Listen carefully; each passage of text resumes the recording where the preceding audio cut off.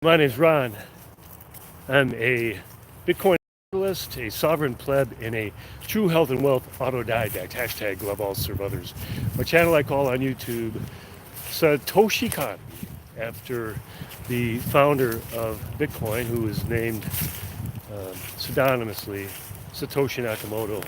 And the reason why I started down this path of studying and announcing this movement, this new economic option, is because right away I saw that it represents freedom. It is I think what I saw is the most fundamental essence and feature and dynamic of what it really is. It was really, really good for people, all people in general.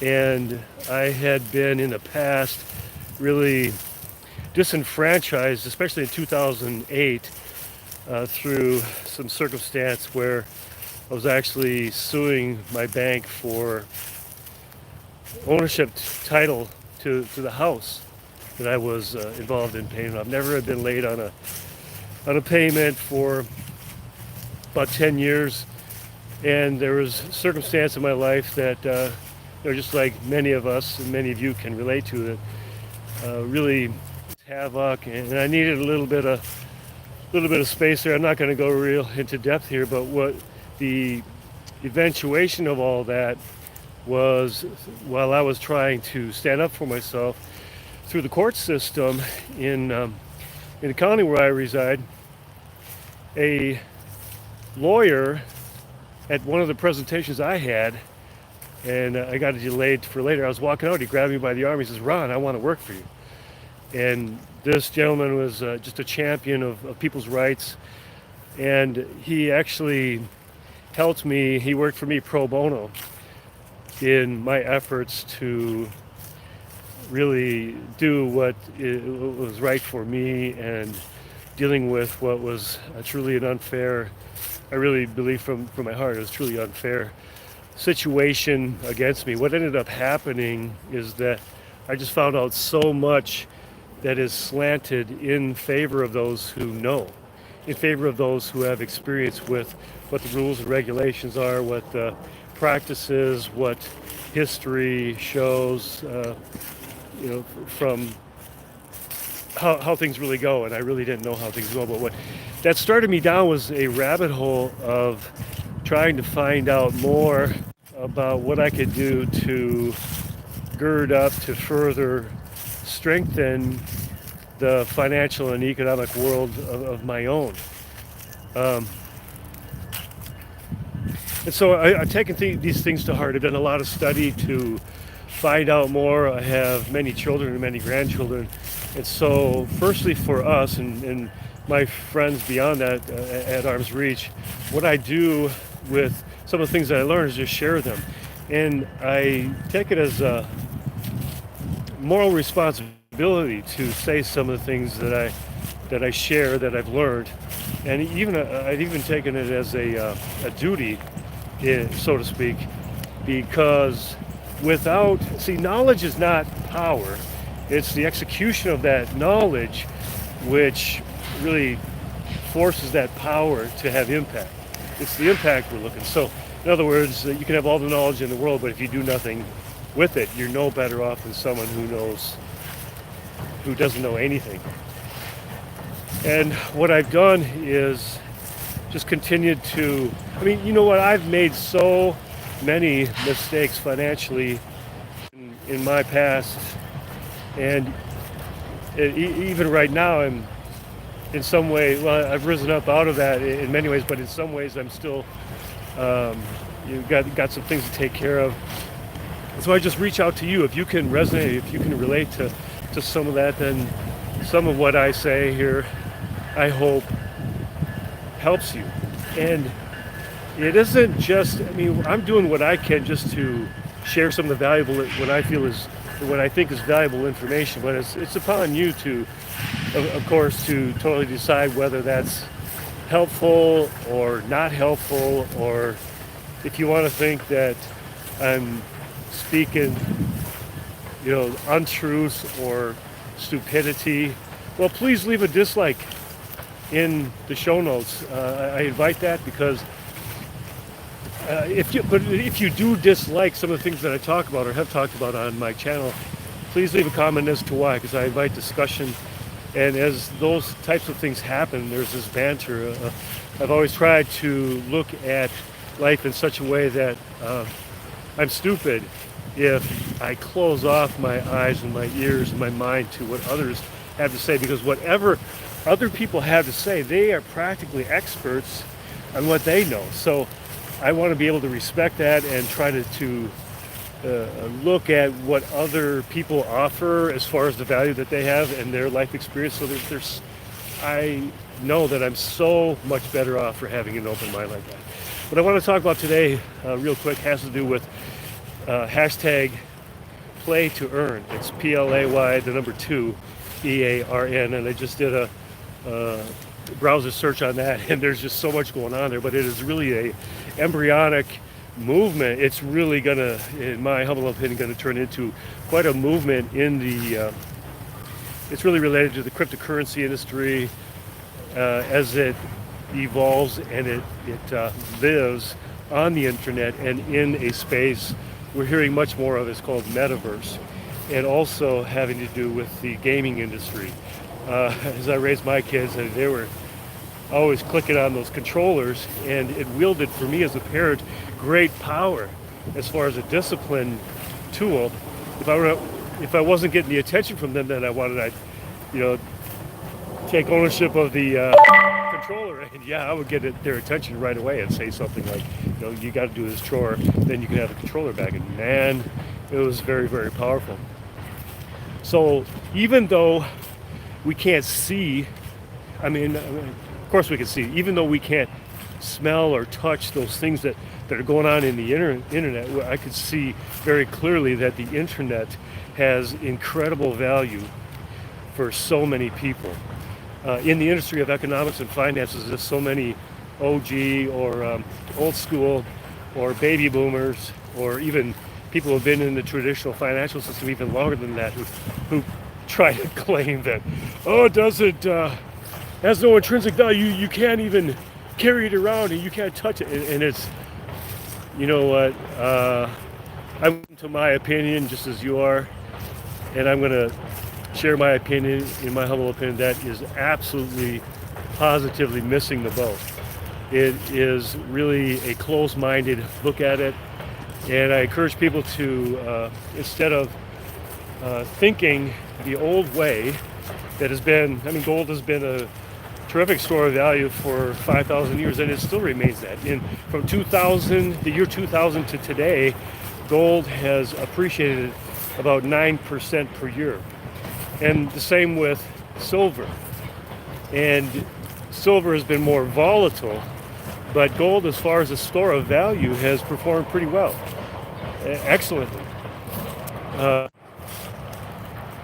But as far as how this relates to play to earn and what's going on in a embryonic movement of a traditional financial world that is creating great opportunity for you and I, or for those who want to find out more about it. I'll show you where I am right now. Sorry about the background noise. Of course, I had nothing to do with it, but found me out in my office. I don't know if behind me you can see. You can certainly hear it, but there's the train. The spot where I'm at is real close to a creek also, and as I walked up to this area, saw 4 deer. Really interesting, lovely creatures. But as far as play to earn in the industry, the reason why I'm bringing this up is because I encourage people to look at options. The very breaking news yesterday and today, there was the CPI report, Consumer Price Index, and I want to preface this with, CPI does not equal inflation. It's one of the greatest misnomers, in my opinion, in America. People have traditionally looked at CPI as what the inflation rate is, and it is absolutely, it's a wrong kind of math that you got to consider as far as figuring out what the inflation rate is and how that affects your particular purchasing power. That the actual, if you look at shadowstats.com, I think it's John Daly is his name. I may be mistaken, but check that website out, shadowstats.com. He has really opened up a lot of people's eyes as far as how the way that the CPI measures inflation, the metrics that they use have changed and morphed over time. And so then, you guys, there's 4 deer. There's those deer that I was talking about before. See if you guys can see them in the shadows. They're wonderful creatures. See them, they're right over there. They know that they're behind the fence. You see them move? I'm sure on the video it's not going to show up very well, but yeah, I love getting out of some fresh air like this. But the CPI is not inflation. The true inflation rate has more to do with metrics like what is the national debt. Another website I want to encourage you to check out is usdebtclock.org. It's a wonderful landing page that you can find all sorts of data on there. I'm guessing that the U.S. debt, the national debt, is at about 29.1 trillion right now. I did a little bit of study about a month ago, and it showed that over 2 years' time, the U.S. debt increased 30%. That's an annual percentage rate of about 15% per year. That, I think, is the single best metric for inflation. Inflation in that light, when they print money, what money printing is that it's new money that's never been spent before, that's birthed into the system, that's issued into existence. And whoever gets that first has greater advantage over those who get it later. Because by the time the people who get it later, prices have already increased. But we've seen all through history that this type of currency inflation ends up in failure. It leads to inflation, which the main thing I want to encourage you as far as that, remind you of it in that vein, is that what currency supply inflation does is it increases prices. And the most important thing for us to know is that it reduces our purchasing power. Our purchasing power is what we've got to be thinking about. I went earlier this week to get my favorite cookies. Last time I got them, they were 89 cents. From one trip to the next, they're $1.35. That's like 40% raise from 1 week to the next. In a year's time or less than that, in the region where, the country where I'm at, gallon of gas was $2.99. Now it's average about a 3 1/4. So what's that? 8% a year or more, or no? Yeah, right around there, 9%. The CPI report just came out for October. In 1 month is, if I'm not mistaken, it says that from 1 month to the next in October, their CPI research and the way that they measure inflation went up 6.25%. So these are reasons why. I mean, that was the greatest jump in 30 years. From 1 month to another, it was the greatest jump in 30 years. So these are serious things. I want to encourage people to take stock of what their own particular inflation rate is, so that they can quantify how much that's going to impact their pocketbook in the long term.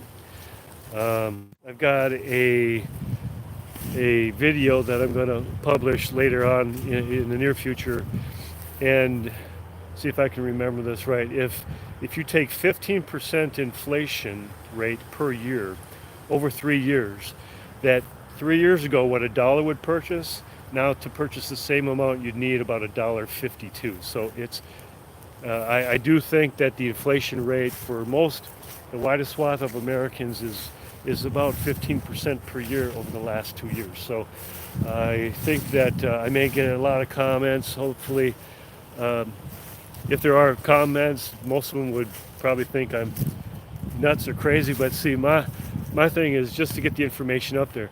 out there, and it's for you to decide whether you find it valuable or you want to research further.